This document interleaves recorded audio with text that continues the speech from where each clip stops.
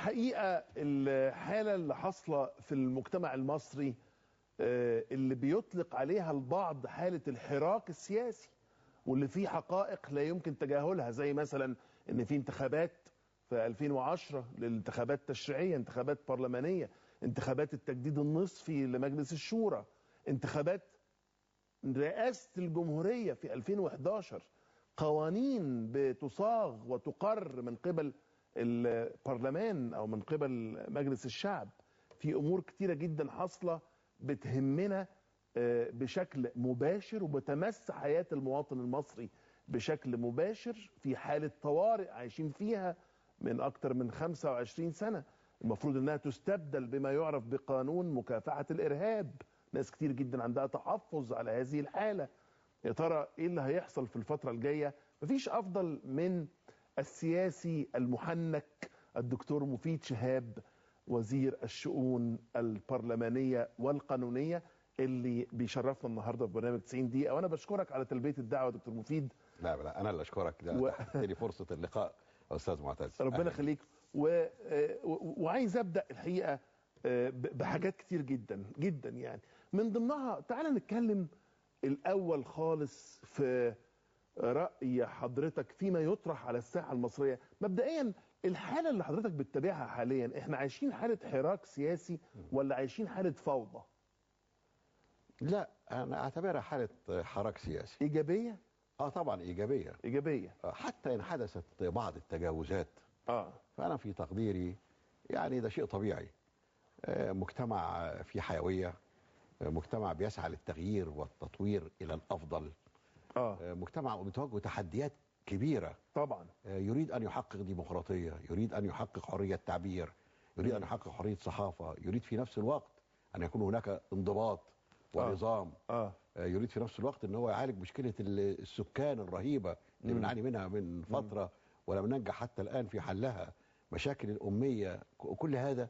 فهناك مجموعة تحديات كثيرة تواجهها طموحات اكثر، طبعا تواجهها امكانيات مهما حاولت انك تزودها انما في النهاية هي محدودة. فامام هذا كله لابد ان يحدث نوع من الحراك والحديث المتواصل.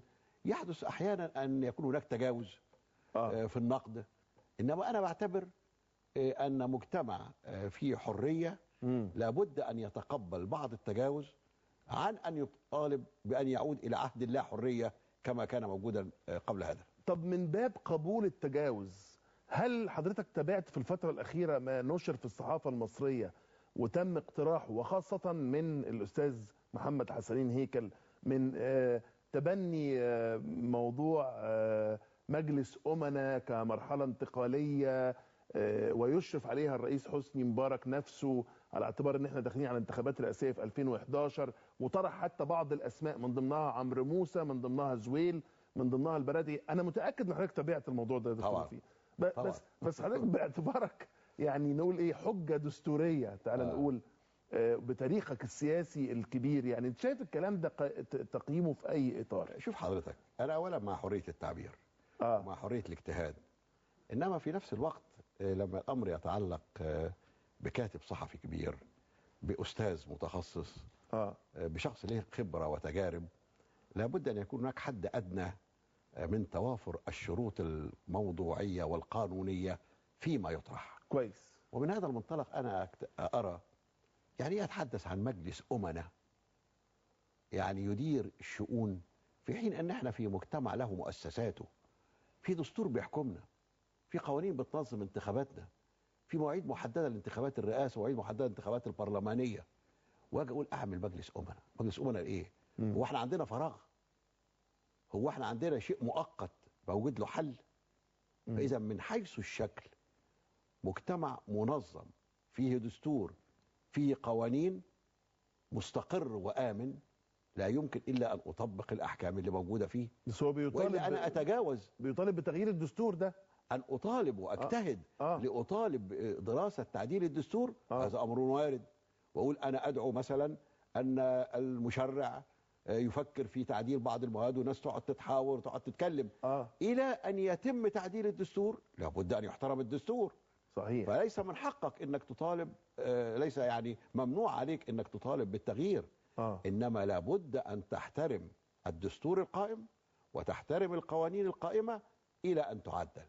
فإذا من حيث الشكل هذه الدعوة مرفوضة كلية. تمام. لأنها تفترض أننا مجتمع بلا أنظمة بلا دستور ونعاني من فراغ، وهذا غير حقيقي. طيب. تمام. النقطة الثانية بقى أن أيضا هذا المضمون الذي أقترحه يعني لا يمكن أن يقبل. هو أنا أجيب مجلس أمنا والأشخاص اللي اختارهم إيه علاقتهم بهذا المجتمع وإيه خبرتهم ومهمتهم إيه؟ أنا هستورد مع احترامي الإخوة العلماء المصريين اللي أخذوا جائزة نوبل في الخارج زي الدكتور أحمد زويل ومحمد البرادعي. أنت شايف علماء عظام. أنت شايف أن ورود أسمائهم في مثل هذا المجلس المقترح يعني أصل الأفكار تقبل أو ترفض، بلاش طبعا. نتعامل معها بحساسية. طبعا. تعال نتكلم على إنها فكرة يعني عايز أقول ممكن تبقى فكرة حالمة. خلاص. شايف أن أحمد زويل لا يصلح لأنه يبقى رئيس لمصر. طبعا. ليه؟ أنا أحترمه كعالم وفي تخصصه ولا واخد بالك، إنما لما أقول له تعالى دير شؤون مصر أو ساهم في شؤون مصر، مش رئيس جمهورية. رئيس جمهورية إيه؟ هو يعني إيه رئيس جمهورية؟ ده لازم إنسان يكون خبر هذا المجتمع سنين وسنين وفهمه وعارف مشاكله ومختلط بالناس وعارف تحدياته كده. إنما أنا عالم عظيم قاعد بره في أبحاثه، أيوة يستمر في أبحاثه، إنما هو بعيد عن واقع مصر ومشاكل مصر. وكوني أخذت نوبل في تخصص معين مش معناه أن أنا أفهم في كل حاجة في الدنيا، مش معناه أن أنا رجل سياسي. منصب سياسي، وزير، رئيس حكومة، رئيس حزب، رئيس جمهورية، دول الناس لازم يكونوا اتدوقوا في السياسة ومعجونين فيها وعارفين مشاكل الناس وتحدياتها سياسيا واقتصاديا وخبرة دولية، حاجات كتير جدا. بس ده معناها دكتور مفيد ان احنا دايما بنقعد نتكلم ونفخر بان مصر ولادة وان المجتمع المصري زاخر بالمواهب وبالكوادر طبعا. ولو خدت دولة زي امريكا الكل بياخدها كنموذج في العالم للديمقراطية، واحد ممثل سينما بيصل الى منصب رئيس الدولة، رونالد ريجن. سيد الفاضل انا لا اعترض، ما بقولش تخصص معين هو اللي لازم يبقى رئيس جمهورية ولا سن معينة.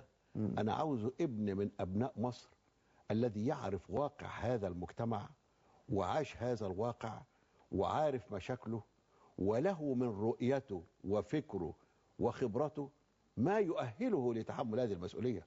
ولذا انا اعتقد بغض النظر قد يكون فنان، قد يكون طبيب، قد يكون كذا، انما هل عرك الحياة السياسية؟ هل اشتغل في الحياة الحزبية؟ هل عارف يعني ايه مختلف الأنظمة السياسية ومختلف الأنظمة الاقتصادية؟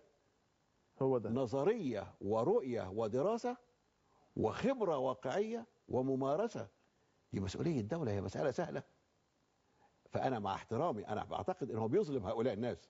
ولا أتصور أن واحد منهم اللي ذكرهم الأستاذ هيكل فكر في مثل هذه المسؤولية، مش ممكن. كان في تصريحات اتنقلت عن الأستاذ عمرو موسى الأمين العام للجامعة العربية انه في جريدة الشروق من يومين يعني ان هو حتى لما سئل على احتمال ترشيح الأستاذ جمال مبارك او شيء من هذا القبيل قال لك انا وجمال لينا الحق في الترشح، احنا الاثنين لينا نفس الحق. انا اتصور هو بيتكلم يعني من ناحية المبدأ النظرية. انا مواطن وهذا مواطن، انا لا اريد ان افسر تصريحات عمرو موسى، فهو وحده صاحب الحق في تفسيرها وان يحدد ان ماذا يقصد منها. انما انا اتصور وانا الحقيقه ما سمعتش هذه التصريحات، انما بتصور ان هو بيتكلم بيقول ان اي مواطن من حقه انه هو يترشح اذا ما توافرت فيه الشروط اللي قالها الدستور، اللي منصوص عليها في الدستور محدد، وهي شروط البعض بيعتبرها تعجيزيه لكي لا يتاح الفرصه للمعارضه انها تصل الى هذا المنصب. لا يا سيدي الفاضل، مين اللي قال انها تعجيزيه؟ هو لما انا اقول ان اي واحد في الهيئه العليا لاي حزب، اي واحد الهيئة العليا للحزب اللي هو أعلى مستوى، بنسميه ساعات المكتب السياسي، بنسميه الأمانة العامة، بنسميه الهيئة العليا. أي واحد من هؤلاء من حقه إن هو يرشح، من حقه يترشح. فلما تقول لي حزب الوفد في 40 واحد في الهيئة العليا، أي واحد من 40 يستطيع أن يرشح نفسه. لما تقول لي حزب التجمع في 30 واحد في الهيئة العليا، أي واحد.